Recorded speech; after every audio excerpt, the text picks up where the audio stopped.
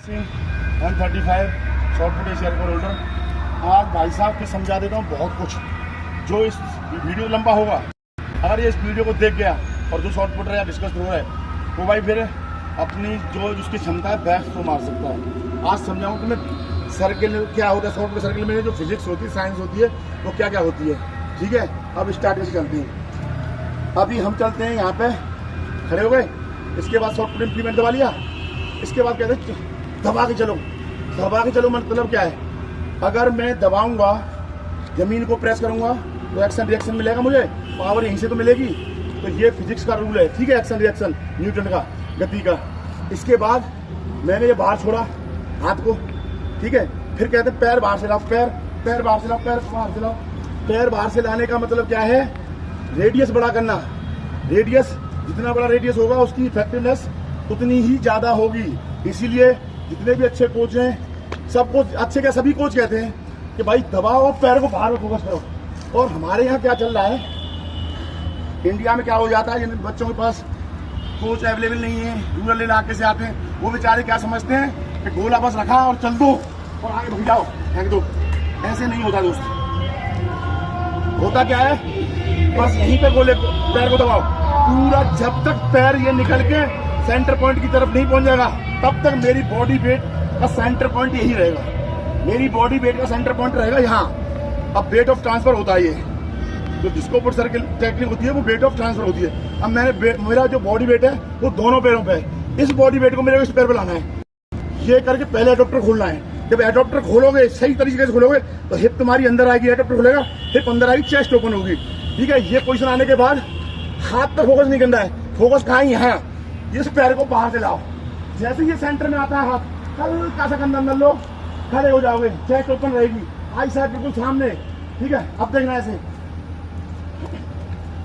Adapter खोला, ठीक है, एडॉप्टर खोला, हिप अंदर गई, चेस्ट ओपन हुई। अब भी यहीं से पूरा पैर पे फोकस है, हाथ पे फोकस नहीं लगाना है, पैर पे फोकस। पैर मेरा बाहर से आ रहा है, जैसे ही अंदर आता हूँ हल्का सा कंधा अंदर ले लेना है, ये स्टे हो जाओगे। यहाँ जो ये पोजिशन है, इस पोजीशन को कहते हैं डिस्टेंस किलिंग जोन। अभी मैं इस पोजीशन में हूं तो मैं अच्छा वर्कआउट करूंगा।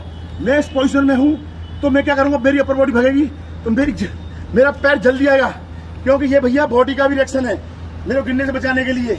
जैसे मेरा ये पैर आ जाएगा, मेरी ये पोजीशन आएगी या ये छोटी हो जाएगी। अब जब तक अपर बॉडी खुल जाएगी मैं ये गोला मार दूंगा। पावर क्या मिली मेरे को, शोल्डर प्लस जो स्पीड थी, बस।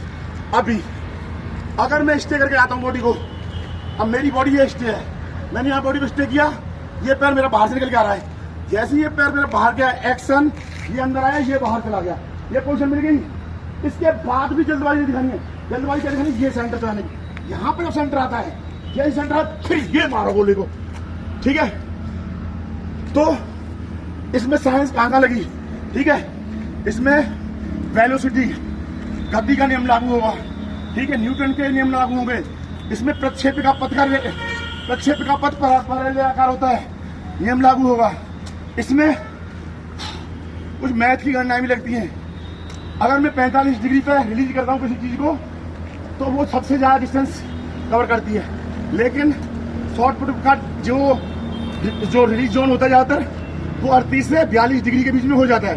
ठीक है, अगर मैं इस जोन में भी करूंगा तब भी ठीक ठाक डिस्टेंस कवर कर जाऊंगा, क्योंकि मेरा ये फोर्स से ये फोर्स थोड़ा ज्यादा होता है। ठीक है, वर्टिकल फोर्स से, और ये जो हॉरिजॉन्टल फोर्स होता है वो थोड़ा ज्यादा होता है। थोड़ा नीचे भी रह जाएगा तो काम चल जाता है।